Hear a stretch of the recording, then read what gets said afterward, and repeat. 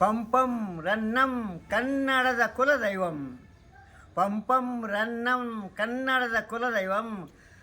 ಕನ್ನಡಮ್ಮನ ಕೊರಳೋಳ ಕಾವ್ಯಾಭರಣಂ. ಕನ್ನಡಮ್ಮನ ಕೊರಳೋಳ ಕಾವ್ಯಾಭರಣಂ.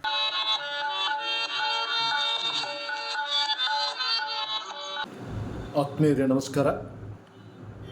ನಾನು ನಿಮ್ಮ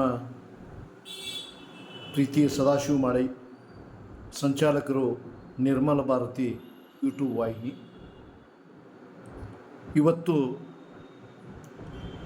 ಒಬ್ಬ ವಿಶೇಷ ವ್ಯಕ್ತಿಯನ್ನು ಸಂದರ್ಶನದ ಮೂಲಕ ತಮ್ಮೆಲ್ಲರಿಗೂ ಪರಿಚಯಿಸಲಿಕ್ಕೆ ನಾನು ತುಂಬ ಸಂತೋಷದಿಂದಿದ್ದೇನೆ.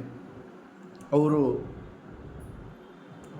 ತಮ್ಮ 89ರ ವಯಸ್ಸಿನಲ್ಲೂ ಸಾಹಿತ್ಯದ ಸೇವೆಯೊಂದಿಗೆ, ನಿತ್ಯ ಓದು ಬರಹದೊಂದಿಗೆ ಸಂತೋಷದಿಂದ ಕಾಲ ಕಳೆಯುತ್ತಿರುವ ಸಾಕಷ್ಟು ಯುವಕರಿಗೂ ಮಾದರಿಯಾಗಬಲ್ಲ,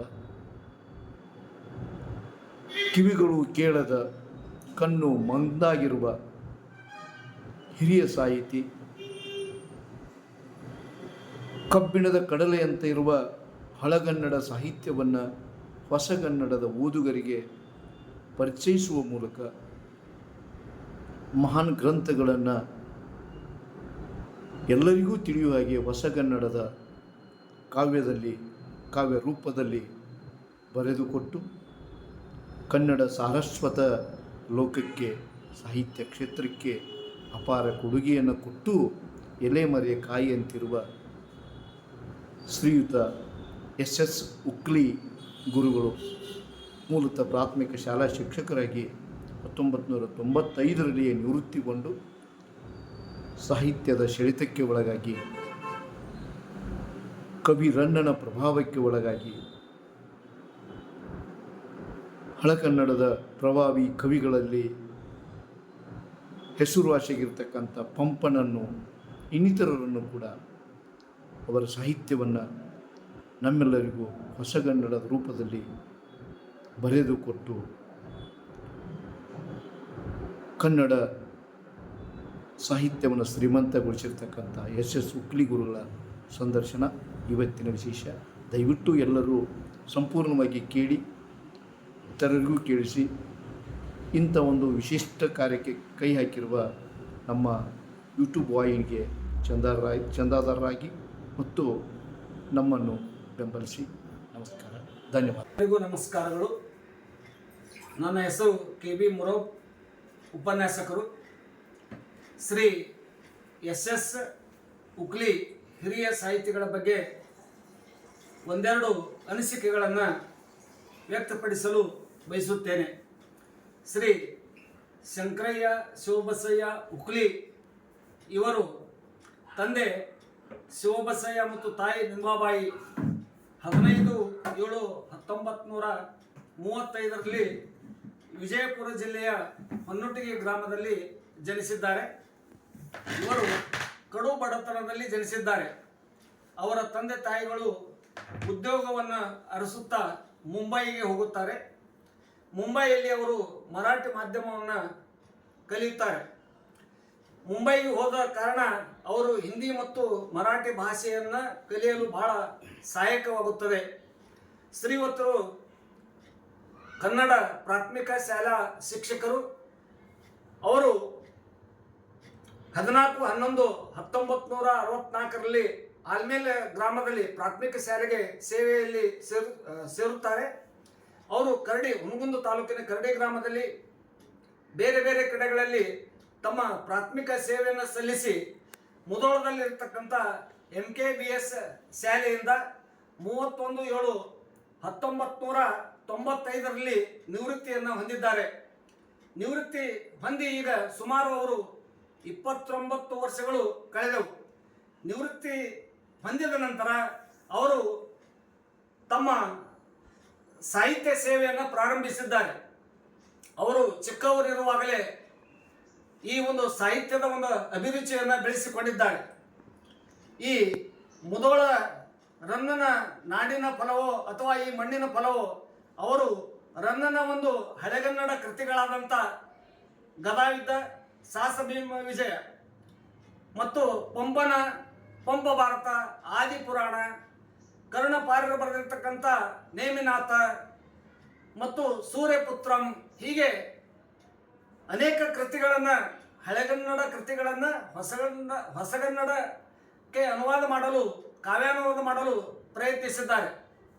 ಅವರು ತಮ್ಮ ನಿವೃತ್ತಿಯ ವೇಳೆಯನ್ನು ಸುಮ್ಮನೆ ಕಳೆಯದೆ ಸದಾ ಸಾಹಿತ್ಯ ಕೃಷಿಯಲ್ಲಿ ತೊಡಗಿಸಿಕೊಂಡು ಇಂಥ ಒಂದು ಅಮೂಲ್ಯವಾದಂಥ ಕೃತಿಗಳನ್ನು ಕನ್ನಡ ಸಾರಸ್ವತ ಲೋಕಕ್ಕೆ ನೀಡಿದ್ದಾರೆ. ನೇಮಿನಾಥ ಪುರಾಣ ಕರ್ಣಪಾರ್ಯ ಅವರು ಬರೆದದ್ದು ಮತ್ತು ಪ್ರಭುಲಿಂಗ ಲೀಲೆ, ಹೀಗೆ ಅನೇಕ ಕೃತಿಗಳನ್ನು ಬರೆದು ಕನ್ನಡ ಲೋಕಕ್ಕೆ, ಕನ್ನಡ ಸಾಹಿತ್ಯಕ್ಕೆ ನೀಡಿದ್ದಾರೆ.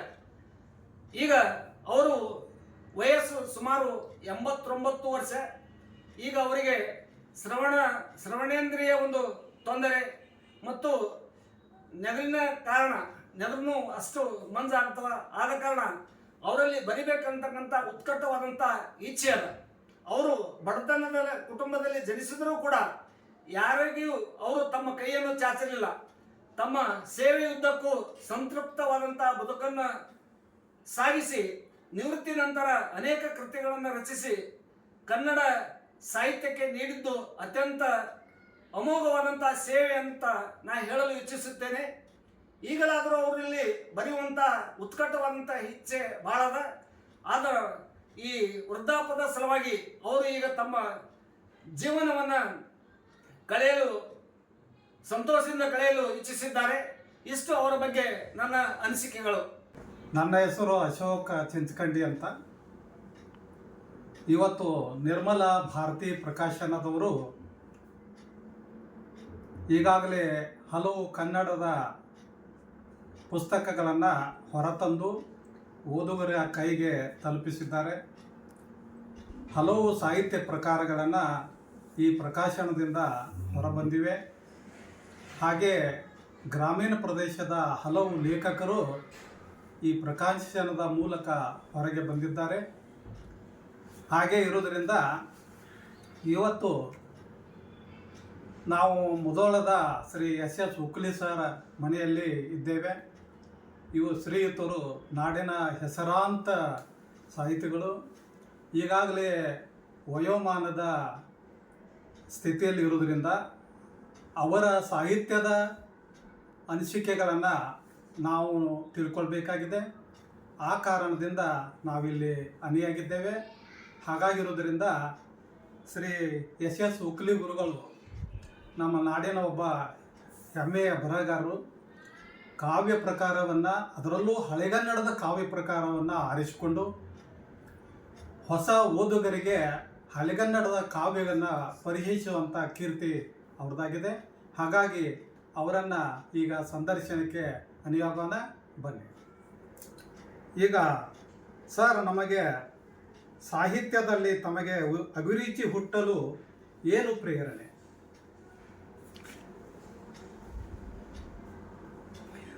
ನಾನು ಮೊದಲನೇದಿಂದಲೂ ಭಾಷೆ, ಯಾಕೆ ಸಿನಿಮಾ ನೋಡು ಭಾಳ ನನಗೆ ಭಾಳ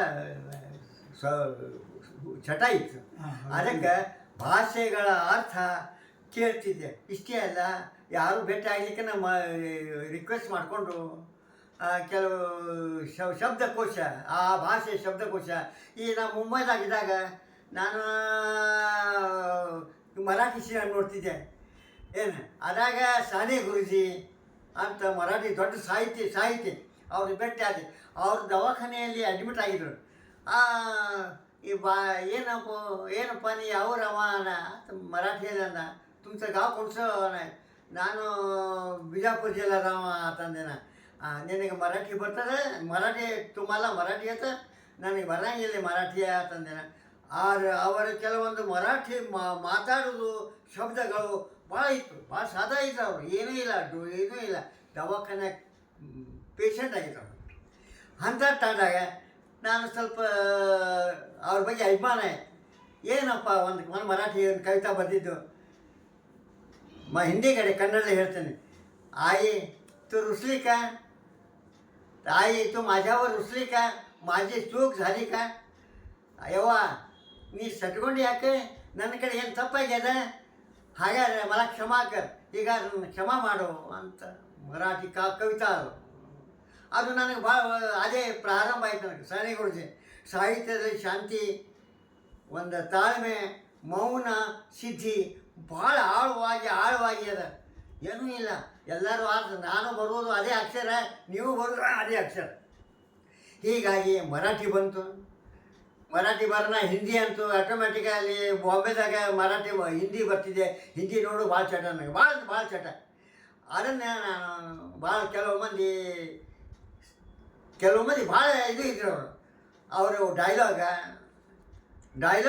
ಭಾಳ ಮಹತ್ವದ್ದು ಹೀಗಾಗಿ ನನಗೆ ಭಾಷೆಗಳ ಬಗ್ಗೆ ಭಾಳ ಅಭಿಮಾನ ಅದು ಇನ್ನೂ ಕಲಿಬೇಕಾಗಿತ್ತು ನನ್ನ ಕೈ ಕೊಡ್ತು ಕಿವಿ ಕಣ್ಣುಗಳು ಏನು ಬಂದಿದ್ದು ಸ್ವಾನು ಆ ಸಂತೋಷ ಏನು ಮಾಡುವಂತಿಲ್ಲ ಹಾಂ ಈಗಾಗಲೇ ತಾವು ಯಾವ ಸಾಹಿತ್ಯ ಕೃತಿಗಳನ್ನು ರಚಿಸಿದ್ದೀರಿ?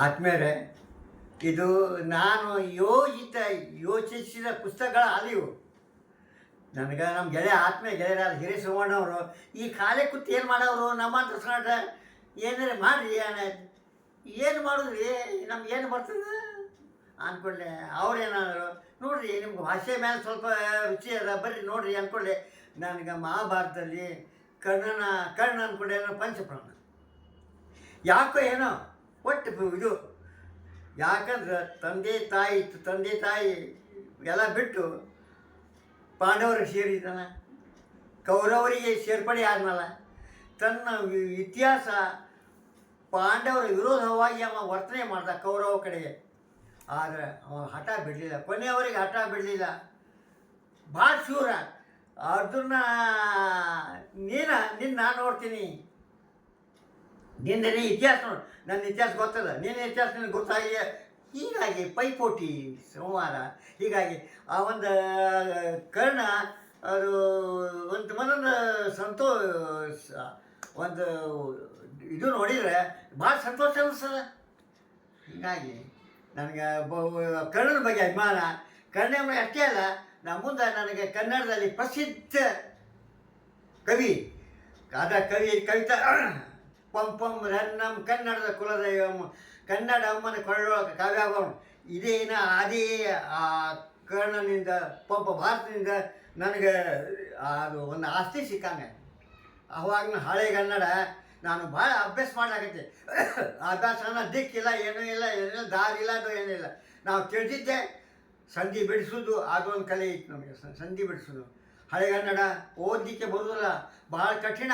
ಕೆಲವು 4-5 ಶಬ್ದ ಕೊಡಿ ಒಂದು ಶಬ್ದ ಮಾಡಿಬಿಡ್ತಾನೆ ಆ ಕಠಿಣ ಭಾಳ ಕಠಿಣ ಅದನ್ನು ಬಿಡಿಸೋ ಶಕ್ತಿ ಮಾತ್ರ ಬೇಕು ನನಗೆ ಹಳೆಗನ್ನಡ ನಾನು ಓದಿಲ್ಲ ನನಗೆ ಯಾರೂ ಕಲಿಸಿಲ್ಲ ಹೀಗೆ ಸ್ವಂತ ಏನು ಕನ್ನಡ ಅಂತಾರೆ ಹಳೆಗನ್ನಡ ಇದನ್ನು ಕನ್ನಡ ಅಂತಾರೆ ಎಂಥದ್ದು ಕನ್ನಡ ಇದು ಅದೊಂದು ಏನೂ ಇಲ್ಲ ನನಗೆ ಹಿರೇ ಸುಮಾರು ಸ್ವಲ್ಪ ಅವರಿಗೆ ಹಳೆಗನ್ನಡ ಬರ್ತಿದ್ದಾರೆ ಹತ್ತಿದ್ರು ಅವರು ಆದರೆ ಉಪಯೋಗ ಇಲ್ಲ ಹಂಗೆ ಅಂದ್ರೆ ಏನು ನೀವು ಅಂದಿದ್ದು ಏನು ಅದೇ ತಿಳೋದು ಹೀಗಾಗಿ ನಾನು ಪಂಪ ಭಾರತ ಆದಿಪುರಾಣ ನೇಮಿನಾಥ್ ಪುರಾಣ ಇದು 1911 ಇಸ್ವಿಗಿಂತ ಅದು 1100 ಇಸ್ವಿಗಿಂತ ಮೊದಲು ಬರೆದಿದ್ದು ಪ್ರಭುಲಿಂಗ ಲೀಲೆ ಹೀಗಾಗಿ 7-8 ಪುಸ್ತಕ ಬರೆದೆ ಆದರೆ ಸಾಹಿತ್ಯವನ್ನು ರಚಿಸಲು ಹಳೆಗನ್ನಡವನ್ನು ಏಕೆ ಆರಿಸಿಕೊಂಡ್ರಿ? ನಿಮ್ಮ ಸಾಹಿತ್ಯವನ್ನು ರಚಿಸಲು ಹಳೆಗನ್ನಡ ಏಕೆ ಆರಿಸಿದೆ? ಹಳೆಗನ್ನಡ ಆರಿಸಿಲ್ಲ ಯಾಕಂದರೆ ಮೂಲ ಹಳೆಗನ್ನಡ ನಾವು ಬರೆದಿದ್ದ ಪುಸ್ತಕಗಳು ಎಕ್ಸಾಂಪಲ್ ಪ್ರಭುಲಿಂಗ ಲೀಲೆ ಹಳೆಗನ್ನಡ 11ನೇ ಶತಮಾನದಲ್ಲಿ ಬರೆದಿದ್ದ ಪುಸ್ತಕ ಇತ್ತು ನನಗೆ ಇದೇ ಶ್ರಮಣ ತಂದು ಕೊಟ್ಟರು ಅದನ್ನು ನೋಡಿದೆ ನನಗೆ ಬರೋಂಗಿಲ್ಲ ತಂದೆ ಕೆಲವು ದಿವಸ ಅಭ್ಯಾಸ ಮಾಡಿದೆ ಹಳೆಗನ್ನಡ ಬಿಡಿಸಿ ಅದನ್ನು ನಾನು ಅರ್ಥ ಮಾಡಿಕೊಂಡು ನನಗೆ ಭಾಳ ತೊಂದರೆ ಆಯಿತು ಹೀಗಾಗಿ ಅದು ಭಾಳ ರುಚಿಕಟ್ಟಾಯಿತು ಹಳೆಗನ್ನಡ ಬಂದಂಗಾಯಿತು ಈ ನಮ್ಮ ಹೊಸ ಕನ್ನಡ ಬಂದಾಗಾಯಿತು. ಅಷ್ಟೇ ಅಲ್ಲ, ಮರಾಠಿ ಶಬ್ದಗಳು ಅದರಲ್ಲಿ ಕೂಡಿದ್ದು, ಹಿಂದಿ ಕೂಡಿದ್ದು. ಆದರೆ ಫಾರಮ್ದಾಗ ಹೇಳೋಣ, ಕನ್ನಡ ಲಿಪಿ ಇಡೀ ವಿಶ್ವಕ್ಕೆ 3ನೇ ನಂಬರ. ನನಗೆ ಭಾಳ ಸಂತೋಷ ಆಯಿತು. ವಿಶ್ವಕ್ಕೆ ಬಿಜಾಪುರ ಜಿಲ್ಲಾ ಅಲ್ಲ. ಹೀಗಾಗಿ ನನಗೆ ಭಾಳ ಹಳೆಗನ್ನಡ ಭಾಳ ಪ್ರೀತಿ. ಅದರಿಂದ 2-3 ಭಾಷೆ ಸಿಕ್ತು. ಆದರೆ ಏಕಾಗ್ರತೆ ಮಾತ್ರ ಬೇಕು. ಏಕಾಗ್ರತೆ ಭಾಳ ಮುಖ್ಯ. ನಿಮ್ಮ ಮೊದಲ ಕೃತಿ ನಿಮ್ಮ ಮುಂದಿನ ಸಾಹಿತ್ಯ ರಚನೆಗೆ ಹೇಗೆ ಪ್ರೇರಣೆ ಆಯ್ತು? ಸೂರ್ಯಪುತ್ರನ ಮೊದಲ ಪುಸ್ತಕ ಬರೆದಿಲ್ಲ, ಏನು ಸರ್ ಇದು ಏನು ಪ್ರೇರಣೆ ಆಯ್ತು? ಒಬ್ಬರು ಇದನ್ನ ಯಾಕೆ ಬರೆದ್ರಿ ನೀವು? ನಿಮ್ಮ ಮೊದಲ ಕೃತಿ ಯಾವುದು? ನನ್ನ ಮೊದಲನೇ ಕೃತಿ ಯಾವುದ್ರಿ ನಿಮ್ಮ? ಹಾಂ, ಸೂರ್ಯಪುತ್ರ. ಸೂರ್ಯಪುತ್ರ ಇದು ಮೂಲ ಹಿಂದಿ. ರಶ್ಮಿ ಕಿರಣ. ಕಿರಣ ಅಂದ್ರೆ ಸೂರ್ಯನ ಮಗ. ಇದು ಸೂರ್ಯಕಿರಣ, ಸೂರ್ಯಪುತ್ರ. ಇದನ್ನು ಕುಂತಿ ಆಕೆಗೆ ಒಂದು ಆಸೆ ಇತ್ತು. ಏನಾದರೆ ನಾನು ಇದು ನೋಡಬೇಕು, ಇದು ಮಾಡಬೇಕು, ಅದು ಮಾಡಬೇಕು ಕಲ್ಕೋಬೇಕು ಅಂತ ಹೇಳಿ ಆಕೆ ಸೂರ್ಯ ಮಂತ್ರ ಪಠಣ ಮಾಡಿದ್ರು. ಸೂರ್ಯ ಮಂತ್ರ ಪಠಣ ಮಾಡಿದಾಗ ಸೂರ್ಯ ನಾ ಹ್ಯಾಂಗೆ ಅಲ್ಲಿ ಹೋಗಲಿ ಅಂತಂದ್ರೆ, ಆದ್ರೆ ಸೂರ್ಯನ ಮಂತ್ರ ಪಠಣ ಮಾಡಿಕೊಳ್ಳೆ ಅಲ್ಲಿ ಏನು ಇರ್ತದೆ ಅಲ್ಲಿ ಅದು ಪಾಲಿಸಬೇಕು. ಅಲ್ಲಿ ಹೋಗಿ ಕುಂತಿ ಹತ್ರ ಹೋಗಿ ಹೇಳ್ತಾರೆ ಆ ಮಂತ್ರ. ಆ ಅರಿವಿಂದ ಆ ಕರ್ಣ ಹುಟ್ಟಿರ್ತಾನೆ. ಆಗ ಆಕೆ ಗೆಳತಿಯರು ಇದು ಸಮಾಜಕ್ಕೆ ಲಾಯಕ್ಕಿಲ್ಲ ಅಂದ್ಕೊಂಡು ಎಲ್ಲರೂ ಬುಟ್ಟಿ ಇದು ಮಾಡಿ ಕೆಲವು ಲೇಖನ ಬರೆದು ಕೆಲವು ಆಸ್ತಿ ಒಳಗೆ ಇಟ್ಟು ಬುಟ್ಟಿ ಭಾಳ ಇದು ಚೆಂದಾಗಿ ವರ್ಣನ ಮಾಡ್ಯಾರ ಹಿಂದಿ ಒಳಗೆ ಮಾಡಿ ಬಿಡ್ತಾರೆ. ಬಿಡು ಹೊತ್ತಾಗಿ ಭಾಳ ಸಂಕಟ ಹಾಕ್ಯಾರ. ಆದ್ರೆ ಕೇಳೋರು ಯಾರು? ಅಪವಾದ ಒಂದೈತಿ, ಅಪವಾದಕ್ಕೆ ಹೊಣೆ ಯಾರು? ಸರ್, ತಾವು ಹಿಂದಿ ಮತ್ತು ಮರಾಠಿ ಭಾಷೆಯಲ್ಲಿ ಕವಿತೆ ಬರೆದಿದ್ದೀರಿ ಅಂತ ಕೇಳಿದ್ದೇವೆ, ಅದರ ಬಗ್ಗೆ ಒಂದಿಷ್ಟು ಹೇಳ್ರಿ. ತಾವು ಹಿಂದಿ ಮತ್ತು ಮರಾಠಿ ಭಾಷೆಯಲ್ಲಿ ಕವಿತೆ. ಧನ್ಯವಾದ. ಹಿಂದಿ ನನ್ನ ಜೀವಾಳ. ನಾನು ದಿಲೀಪ್ ಕುಮಾರ ಭಕ್ತ ಶಿಷ್ಯ ಅಂದರೂ ಅಡ್ಡಿಲ್ಲ. ಯಾಕಂದ್ರೆ ಭಾರಿ ಸ್ವತಂತ್ರ ಸಾಹಿತ್ಯ ಅವ. ಹಿಂದಿಯ ಕೆಲವು ಶಬ್ದಗಳು ಇಷ್ಟ ಹುಚ್ಚಾದೆ ಶಬ್ದಕ್ಕೆ ಆ ಶಬ್ದ ಬರ್ಕೊತಿದ್ದೆ. ಹೈಸ್ಕೂಲ್ನಾಗ ನಾನು ಎಲ್ಲ ಹಿಂದಿನ ಬರ್ತಿತ್ತು. ನನಗೆ ಕವಿತಾ ಅವಾಗ ಬರ್ತೀನಿ. ಹೀಗಾಗಿ ಅದು ಮತ್ತು ಮರಾಠಿ ಜನಭಾಷೆ. ಮರಾಠಿ 5ನೇ ಕಲಿತು ಮರಾಠಿ ಒಳಗೆ ಅಲ್ಲಿ ಕನ್ನಡ ಶಾಲೆ ಭಾಳ ದೂರ ಹೋಗೋದಾಗಿದೆ. ಒಂದು ಬಡತನ ಒಂದು ಕಾಡ್ತಿತ್ತು. ದುಡಿಯೋದಕ್ಕೆ ಹೋಗಿದ್ದೇವೆ ನಾವು. ಹೀಗಾಗಿ ಆ ಮರಾಠಿ ಹಿಂದಿ ಇದರಿಂದ ಕೇಳುವ ಮಾತನಾಡುವ ಶಬ್ದಗಳ ಆಕರ್ಷಣೆ, ಚಂದನ ಶಬ್ದ ಇದು ಮಾಡೋದು.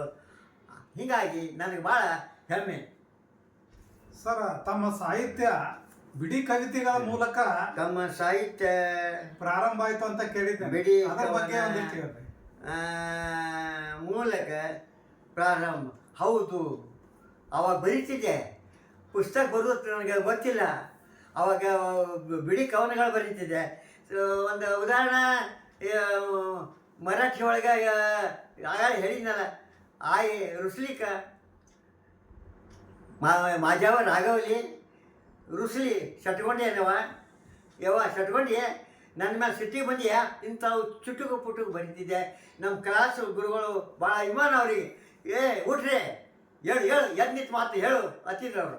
ಹೀಗಾಗಿ ನನಗೆ ಮರಾಠಿ ಭಾಳ ಇದು ಇತ್ತು. ಅದರಿಂದ ಮಹಾರಾಷ್ಟ್ರ ಒಳಗೆ ಮರಾಠಿ ಮೂಲ.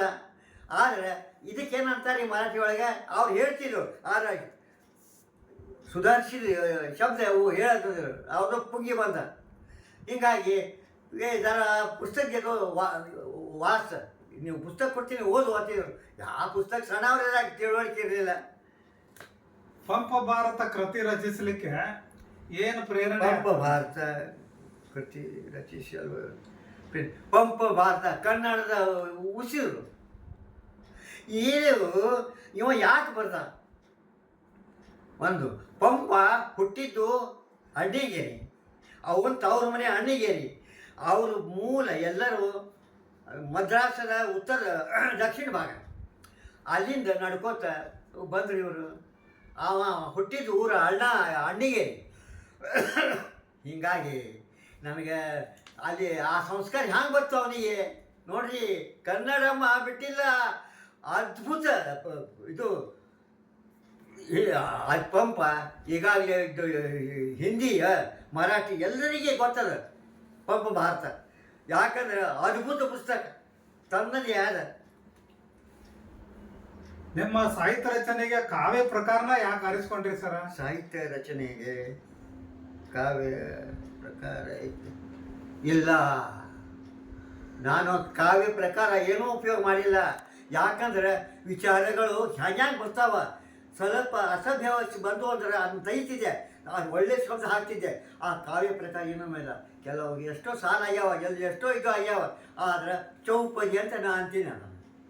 ಹಾಂ, ಆದರೆ ಅದ್ಭುತ ಅದ್ಭುತ. ಅದು ಯಾವ ಕಾವ್ಯ ಪ್ರಕಾರ, ಯಾವುದು ಕಾವ್ಯ ಪ್ರಕಾರ ಆರಿಸ್ಕೊಂಡಿಲ್ಲ. ಚೌಪದಿ ಅಂತ ಅದಕ್ಕೆ ಅಂತೀನಿ.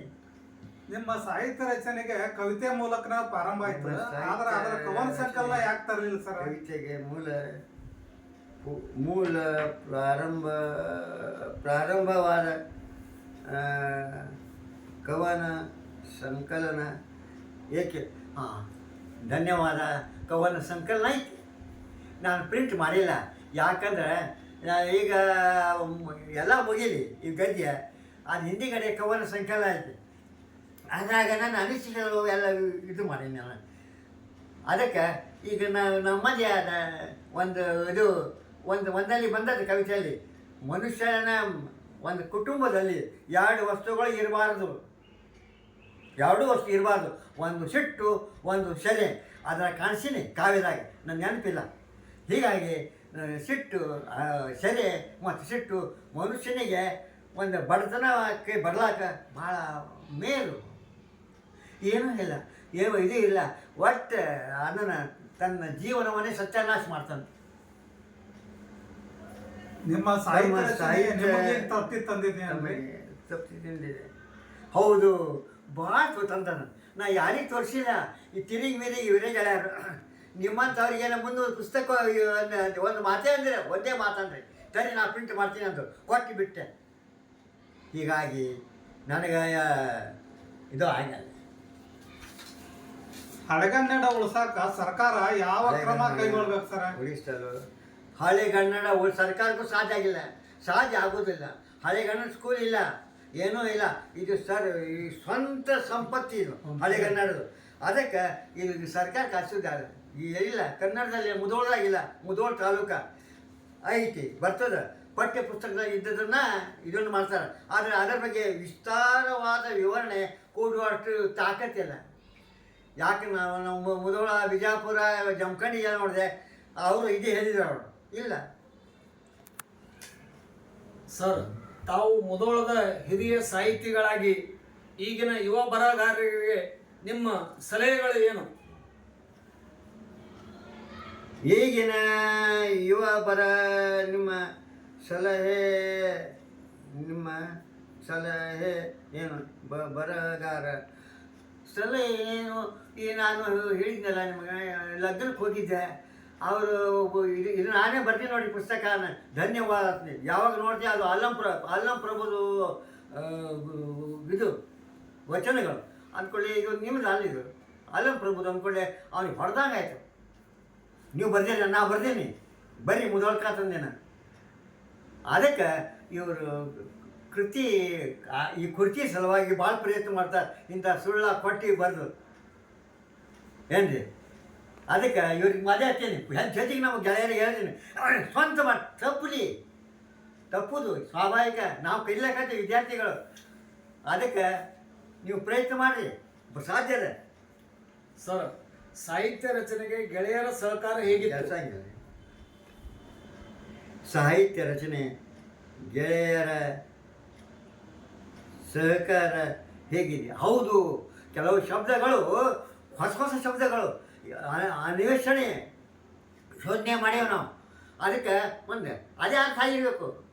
ಆದರೆ ಹೊಸ ಶಬ್ದ ಅಂದರೆ ಹೊಸದು ಓದಬೇಕು ಇದು ಏನು ಹೀಗಾಗಿ ಕನ್ನಡದಲ್ಲಿ ಸಾಕಷ್ಟು ಇದು ಹೋಗ್ಯದ ಗೆಳೆಯರಿಗೆ ಅಷ್ಟು ಹೊಸ ಶಬ್ದ ರನ್ನಂದು ಪಂಪಂದು ಹಿಂಗೆ ಈ ಶಾಲೆಗೆ ಹೇಳಂಗಿಲ್ಲ ನಾ ಭಾಳ ಸಲ ಹೇಳಿನ ಶಾಲೆಗೆ ಅವರಿಗೆ ಬರಂಗಿಲ್ಲ ಏನು ಬರ್ತದೆ ಸರ್, ಈಗಿನ ಯುವಕರಿಗೆ ಹಳೆಗನ್ನಡ ಸಾಹಿತ್ಯ ಆಸಕ್ತಿ ಮೂಡಿಸಲು ತಾವು ತಮ್ಮ ಸಲಹೆ ಏನು? ಈಗಿನ ಯುವಕರಿಗೆ ಹಳೆಗನ್ನಡ ಸಾಹಿತ್ಯ ಹಳೆಗನ್ನಡ ಸಾಹಿತ್ಯ ಆಸಕ್ತಿ ಮಾಡಿಸಲು ಈಗ ಯುವಕರಿಗೆ ಖುಷಿ ಅಪೇಕ್ಷೆ ಇವರು ಇಷ್ಟು ಬರ್ದಾರ ಅವ್ರಿಗೆ ಅಧ್ಯಕ್ಷ ಕೊಟ್ಟರು ಇದು ಮಾಡ್ಯಾರ ತಾನು ಆಗಬೇಕು ನಿಜವಾಗಿ ನಾವು ಸಾಹಿತ್ಯ ಆಗಬೇಕಂದ್ರೆ ಓದು ಭಾಳ ಬೇಕು. ತನ್ನದೇ ಆದ ಒಂದು ಶಬ್ದ ರಚನೆ ಆಗಿರಬೇಕು, ತಮ್ಮದೇ ಆದ ಒಂದು ವಾಕ್ಯ ಆಗಿರಬೇಕು, ಒಂದು ವಾಕ್ಯ ಇದು ಅವರಲ್ಲಿ ಹುಟ್ಟು ಗುಣ ಬೇಕು. ಇಷ್ಟೇ ಅಲ್ಲ, ಬೇರೆ ಬೇರೆ ಬೇರೆ ಬೇರೆ ಬೇರೆ ಭಾಷೆಯ ಪುಸ್ತಕಗಳನ್ನು ಓದಬೇಕು. ಕನ್ನಡದಲ್ಲಿ ಆಗ್ಯಾವ ಬೇರೆ ಬೇರೆ ಭಾಷೆ. ಹೀಗಾಗಿ ನನಗೆ ಹಂಪನವ್ರು ಅಂದರು ಉಕ್ಲಿ ಅವರು, ನೀವು ಸ್ವಂತ ಬರ್ತೀರಿ, ಧನ್ಯವಾದ ಅಪ್ಕೊಂಡ್ರೆ ನನಗೆ ನಾನು ಇದು ಅವರು ಅಷ್ಟೇ ಅಲ್ಲ, ಈ ಹೆಗಡೆ ಅವರು ಭಾಳ ಅಪ್ಕೊಂಡ್ರು. ಉಕ್ಲಿ ಅವರ ಹಳೆಗನ್ನಡ ಬರ್ತೀರಿ, ನಿಮ್ಗೆ ಹಳೆಗನ್ನಡ ಬರ ಅಂತ ಹೇಳ್ತೀರಿ, ಬರುವುದಲ್ರಿ ಇನ್ನೂ ನಾ ಹೇಳ್ತೀನಿ, ನಾ ಹಳೆಗನ್ನಡ ಕಲ್ತಿಲ್ಲ, ಸಂಧಿ ಬಿಡಿಸಿ ಪ್ರಯತ್ನ ಮಾಡ್ತೀನಿ. ಸಂಧಿ ಬಿಡಿಸೋದು ಸತ್ಯವ, ಅದಕ್ಕೆ ಮತ್ತೆ ಬೇರೆ ಜೋಡಿಸಿ ಮಾಡಿ. ನಮಸ್ಕಾರ. ಈ ಯೂಟ್ಯೂಬ್ ಸಂದರ್ಶನದಲ್ಲಿ ಭಾಗವಹಿಸಿ ನಾವು ಕೇಳಿರ್ತಕ್ಕಂಥ ಎಲ್ಲ ಪ್ರಶ್ನೆಗಳಿಗೆ ಸೂಕ್ತವಾದಂಥ ಉತ್ತರಗಳನ್ನು ನೀಡಿದ್ದಕ್ಕಾಗಿ ಈ ಸದಾಶಿವ ಮಾಳಿಯವರ ಪರವಾಗಿ ನಮ್ಮ ಪರವಾಗಿ ತಮಗೆ ಅನಂತವಾದಂಥ ಧನ್ಯವಾದಗಳನ್ನು ಅರ್ಪಿಸುತ್ತೇನೆ. ಹಂಪನವರು ನನಗೆ ಪಂಪನ ಬಗ್ಗೆ ಭಾಳ ಹೇಳಿದರು. ನಾ ಅವನು ಕೀಳರಿಮೆ ಮಾಡಂಗಿಲ್ಲ. ಅದಕ್ಕೆ ಅವನು ಶ್ರೇಷ್ಠ, ಅದು ಅವನಕ್ಕಿಂತ ರನ್ ಶ್ರೇಷ್ಠ ಅಂತ. ಯಾಕೆ ಶ್ರೇಷ್ಠ ಅಂದರೆ ಹೆಚ್ಚಾಗಿ ಯಾರೂ ಅಜಿತ್ನಾಥ್ ಪುರಾಣ ಯಾರೂ ಓದಿಲ್ಲ. ಭಾಳ ಕಠಿಣ ಅಂದರೆ ಡಿಕ್ಷನರಿ ಒಳಗೆ ಶಬ್ದನೇ ಇಲ್ಲ, ಅರ್ಥ ಇಲ್ಲ. ಹೀಗಾಗಿ ನನಗೆ ಭಾಳ ಕಠಿಣ ಆಯಿತು. ನನ್ನ ಹತ್ರ 11 ಡಿಕ್ಷನರಿ ಅದಾವ, ಆದರೆ ನನಗೆ ಕೆಲವೊಂದು ಬರೋದಿಲ್ಲ. ತಮಿಳ ತೆಲುಗು ನನಗೆ ಗೊತ್ತಿಲ್ಲ. ಹೀಗಾಗಿ ಅವರು ನೀವು ರನ್ ಶ್ರೇಷ್ಠ ಹತ್ತೀರಿ ಅಂತ. ನೀವು ಓದಿರೇನು ಅಜಿತ್ನಾಥ್ ಪುರಾಣ ಓದಿರೇನು? ಓದಿನಿ ಅಂತಂದ್ರೆ ಅವರು ಓದಿನ ಅಂದ್ರೆ ಹಿಂಗೆ ಯಾರು ಬರ್ದಾರ ಶಬ್ದಗಳು. ಈಗ ಅವ ರನ್ ಬರ್ದಾನ 12ನೇ ಅಧ್ಯಾಯ 47ನೇ ಪುಟದಾಗ ಐತೆ ನೋಡ್ರಿ. ಅದ್ರಾಗ ರನ್ ಇದು ವರ್ಣನೆ. ಹೀಗಾಗಿ ನಾನು ಕೇಳಿದ್ರೆ ಅದು ನನ್ನ ವೈಯಕ್ತಿಕ ಅನಿಸಿಕೆ, ರನ್ ಶ್ರೇಷ್ಠ ಆತಂದೆ. ನಾವು ಅಜಿತ್ನಾಥ್ ಪುರಾಣ ಯಾರು ಓದಿರಿ ನೀವು? ಅಲ್ಲ, ನೀವು ನೀವು ಓದಿಲ್ಲ. ಪುಟ ಆವಾಗ ವಿದ್ವಾನ್ರು ಅಂದರು, ಪುಟ ಗಿಟ ಅಧ್ಯಾಯ ಹೇಳ್ತಾರಪ್ಪ ಅಂದ್ರೆ ಏನು ರೀ ನನ್ನ ಮಾತಿಗೆ ನಂಬಿಕೆ ಮಾಡಿ ತಾಳಿ ನೋಡ್ರಿ ಆತಂದೆ. ಪಂಪ್ ಶ್ರೇಷ್ಠ ಹೌದು, ಅದು ರನ್ನ ಕೀಳು ಮಾಡ್ಲಕ್ಕೆ ಹೋಗ್ಬೇಡ್ರಿ. ಅದಕ್ಕೆ ಒಬ್ಬ ವಿದ್ವಾನಂದ, ನೀವು ಮುದೋಳದವ್ರು ಹೇಳ್ತೀವಿ ರನ್ನನ್ನು ಶ್ರೇಷ್ಠ ಮಾತಾಡಿ.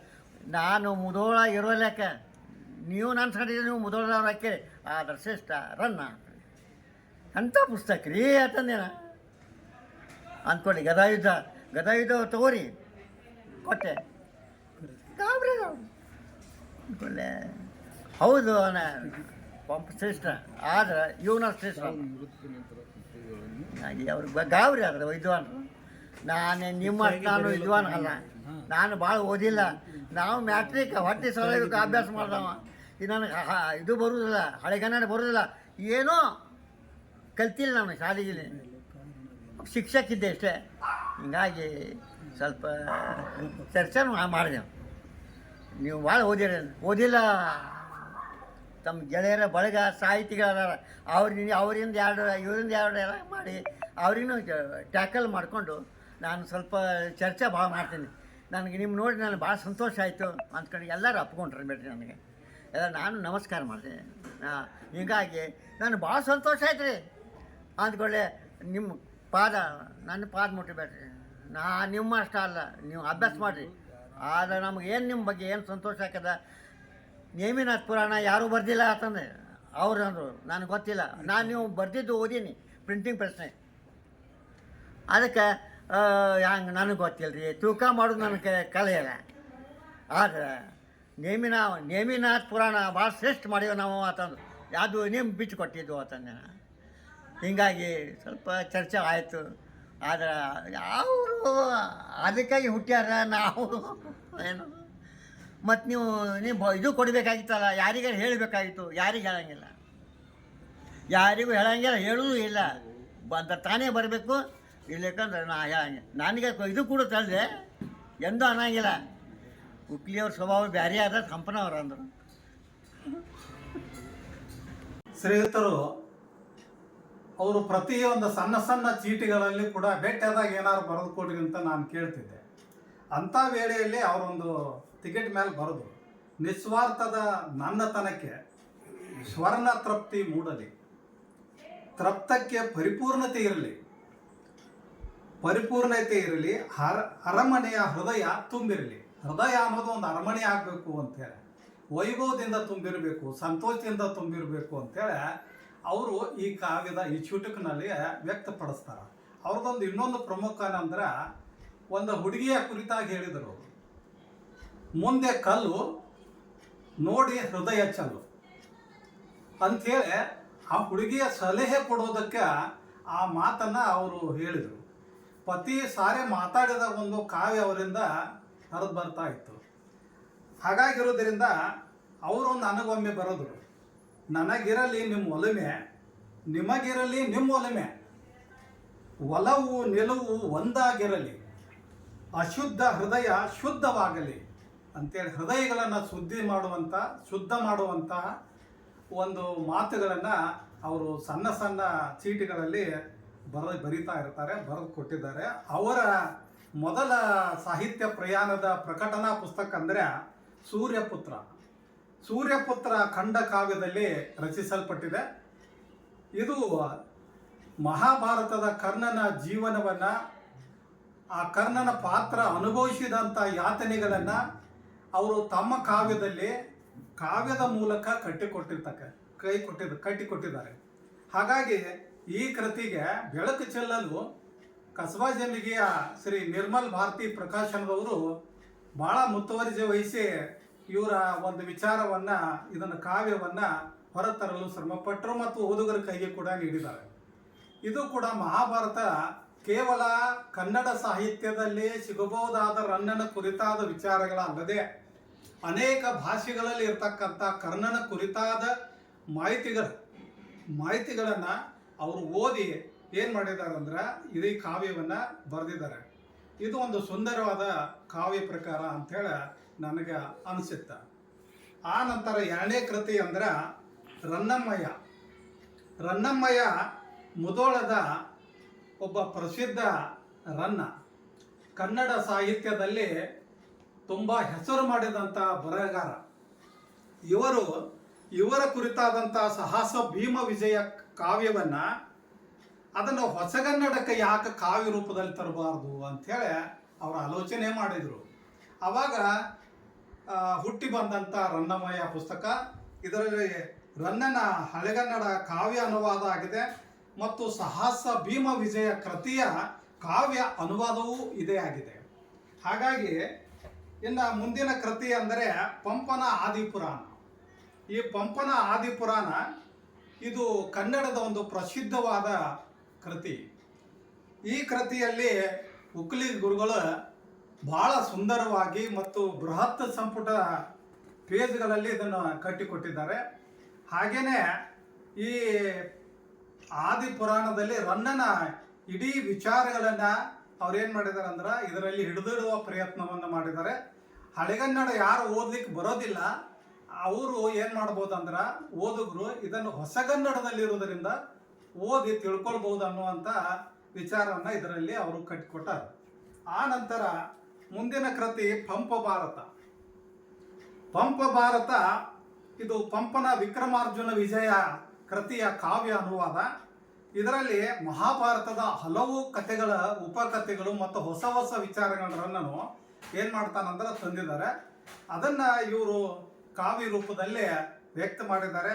ಮತ್ತು ಪ್ರತಿ ಕಾವ್ಯಕ್ಕೂ ಅದಕ್ಕೆ ಒಂದು ಸೌಂದರ್ಯ ತರಲಿಕ್ಕೆ ಅಂತ್ಯಪ್ರಾಸಗಳನ್ನು ಸುಂದರವಾಗಿ ಇವರು ಬಳಸ್ತಾರೆ. ಮತ್ತು ಹಾಗೆ ಹೊಸ ಹೊಸ ಈಗಿನ ಆಧುನಿಕ ವಿಚಾರಗಳನ್ನು ಆ ಕಾವ್ಯದ ಒಳಗೆ ತಂದು ವಿಸ್ತಾರಗೊಳಿಸ್ತಾರೆ ಕಾವ್ಯ ಪ್ರಕಾರವನ್ನು. ಹಾಗಾಗಿರೋದ್ರಿಂದ ಈ ಕೃತಿಯನ್ನು ನಾವು ಹೊಸ ಓದುಗರು ಓದಬಹುದು ಅಂತೇಳಿ ಅನಿಸುತ್ತೆ ನನಗೆ. ಆ ನಂತರ ಅಜಿತನಾಥ ಪುರಾಣ, ಇದು ಒಂದು ಜೈನ ಧರ್ಮದ ಒಂದು ಆಧ್ಯಾತ್ಮಕದ ಕಾವ್ಯ. ಇದರಲ್ಲಿ ಅಜಿತನಾಥನ ಜೀವನ ಚರಿತ್ರೆ, ಆತನ ಬೋಧನೆಗಳು ಸಮಾಜಕ್ಕೆ ಎಷ್ಟು ಪೂರಕ ಅನ್ನೋದನ್ನು ಇಷ್ಟು ಈ ಕೃತಿಯಲ್ಲಿ ಶ್ರೀಯುತರು ಏನು ಮಾಡಿದ್ದಾರೆ ಬರೆದ ಕಟ್ಟಿಕೊಟ್ಟಿದ್ದಾರೆ. ಆ ನಂತರ ನೇಮಿನಾಥ ಪುರಾಣ, ಇದರ ಕಾವ್ಯಾನುವಾದವನ್ನ ಮಾಡಿದ್ದಾರೆ.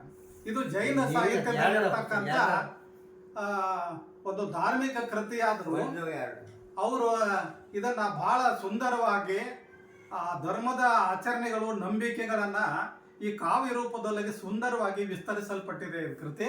ಹಾಗಾಗಿ ಈ ನೇಮಿನಾಥ ಪುರಾಣವು ಬರವಣಿಗೆಗೆ ಇದರ ಕಟ್ಟಿಕೊಡೋದಕ್ಕೆ ಮೂಲ ಪ್ರೇರಣೆ ಅಂದರೆ ನಾಡೋಜ ಶ್ರೀ ಹಂಪ ನಾಗರಾಜಯ್ಯ ಅವರು ಕೊಟ್ಟ ಸಲಹೆಯಿಂದ ಈ ಕೃತಿಯನ್ನು ಇವರು ಕೈಗೆ ಎತ್ತಿಕೊಂಡ್ರು ಅಂತ ಅನಿಸುತ್ತೆ ನನಗೆ. ಆ ನಂತರ ಪ್ರಭುಲಿಂಗ ಲೀಲೆಯನ್ನ ಇವರು ಬರೆದ್ರು. ಚಾಮರಸನ ಪ್ರಭುಲಿಂಗ ಲೀಲೆ, ಇದು ಚಾಮರಸನ ಇಡೀ ಒಂದು ವಿಚಾರಗಳನ್ನು, ಅವನ ವ್ಯಕ್ತಿತ್ವವನ್ನು ಇದು ಚೆನ್ನಾಗಿ ಪರಿಚಯಿಸ್ತದ ಮತ್ತು ಹೊಸ ದೃಷ್ಟಿಕೋನದಿಂದ ಇದು ಪರಿಚಯಿಸ್ತದೆ. ಹಾಗಾಗಿ ಇದು ತುಂಬ ಓದುಗರಿಗೆ ಸುಲಭ ಮತ್ತು ಸುಂದರವಾಗಿ ಇದೆ ಅಂತ ನನಗೆ ಅನಿಸುತ್ತೆ. ಆ ನಂತರ ಹೀಗೆ ಸುಮಾರು 8 ಸಾಹಿತ್ಯಿಕ ಅಮೂಲ ಕೃತಿಗಳನ್ನು ಬರೆದಿದ್ದಾರೆ. ಸಾವಿರಾರು ಪುಟಗಳ ಒಂದು ಕಾವ್ಯಗಳನ್ನು ಅವರಿಂದ ಬಂದಿವೆ. ಅವು ಇತ್ತೀಚೆಗೆ ವಯೋಮಾನದ ಇದರಿಂದ ಕಾಯಿಲೆಯಿಂದ ಮರಳ್ತಾ ಇದ್ದಾರೆ ಮತ್ತು ಅವರಿಗೆ ಸರಿಯಾಗಿ ಕಿವಿ ಕೇಳೋದಿಲ್ಲ ಮತ್ತು ಸರಿಯಾಗಿ ಕಣ್ಣುಗಳು ಕಾಣೋದಿಲ್ಲ. ಇಂಥ ವಯೋವೃದ್ಧರಾಗಿದ್ದರು, ಇನ್ನೂ ಬರೀಬೇಕು ಅಂತಕ್ಕಂಥ ಉತ್ಕಟವಾದ ಆಸೆ ಇದೆ. ಅವ್ರ ಕುಟುಂಬದ ಎಲ್ಲ ಸದಸ್ಯರು, ಅವ್ರ ಮಗ ರಾಜೀವ್ ಅವರು ಇರ್ಬೋದು, ಅವರ ಸೊಸೆಯವರು ಇರ್ಬೋದು, ಅವರು ಇರ್ಬೋದು, ಇವರೆಲ್ಲರೂ ಕೂಡ ಏನು ಮಾಡ್ತಾರೆ, ಅವರ ಸಾಹಿತ್ಯಕ್ಕೆ ಪ್ರೇರಣೆಯನ್ನು ನೀಡಿದ್ದಾರೆ ಮತ್ತು ತುಂಬ ಸಹಕಾರವನ್ನು ಮಾಡಿದ್ದಾರೆ. ಹಾಗಾಗಿ ಸತತವಾಗಿ ಪರಿಶ್ರಮದ ಮೂಲಕ ಅವ್ರು ಏನು ಮಾಡಿದ್ದಾರೆ ಅಂದರೆ ಕಟ್ಟಿಕೊಟ್ಟುವಂಥ ಪ್ರಯತ್ನವನ್ನು ಮಾಡಿದ್ದಾರೆ. ಆ ಮೂಲಕ ಈ ಯೂಟ್ಯೂಬ್ ಚಾನೆಲ್ ಮೂಲಕ ಇಂಥವ್ರು ಕಳೆದು ಹೋಗಬಾರದು, ಇವ್ರ ವಿಚಾರಗಳು ಸಾಹಿತ್ಯಗಳನ್ನು ಒಂದಿಷ್ಟು ತಲುಪಿಸ್ಬೇಕು ಅಂತೇಳಿ ವಿಚಾರದಿಂದ ಶ್ರೀ ಸದಾಶಿವ ಮಾಳಿಯವರು ಇದನ್ನು ಯೂಟ್ಯೂಬ್ ಚಾನಲ್ ಮೂಲಕ ನಾಡಿಗೆ ಪರಿಚಯಿಸುವಂಥ ಕಾರ್ಯವನ್ನು ಮಾಡಿದ್ದಾರೆ. ಹಾಗಾಗಿ ಅವರಿಗೆ ನಾವು ಅನಂತ ಧನ್ಯವಾದಗಳನ್ನು ಕೂಡ ಅರ್ಪಿಸ್ತಾ ಇದ್ದೇವೆ.